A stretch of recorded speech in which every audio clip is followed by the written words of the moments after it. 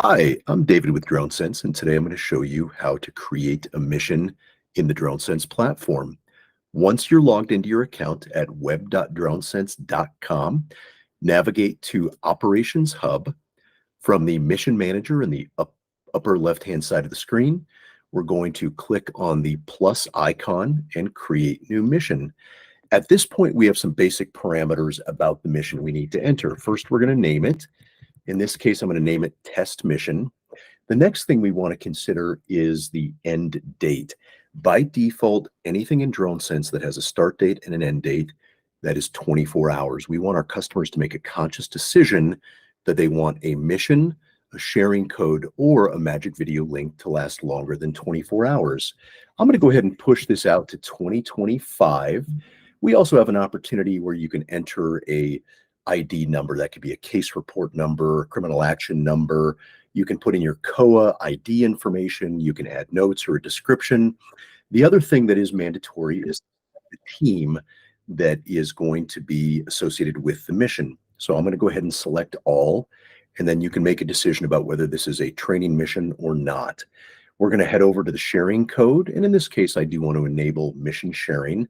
As I stated, remember, it's going to default to 24 hours. So we're going to push the mission sharing code out to 2025. I'm going to check the lower box to enable assets to join my mission. So with that mission sharing code, anybody with that code can join a drone into my mission once that box is enabled. Finally, we're going to head to the notifications page. By default, notifications are disabled.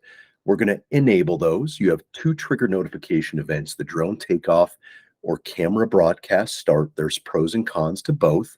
I'm going to go ahead and leave that at drone takeoff. Now, from here, we're going to select who do we want to receive the notifications for the mission. So you can go ahead and go through your contact list and select the individuals that you want to receive notifications.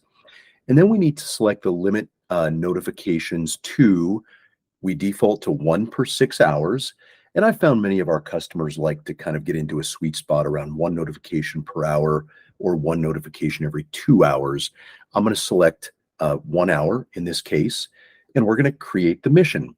So if I come down to my mission manager, the mission I just created is going to be at the bottom of the list. I'm going to click on that.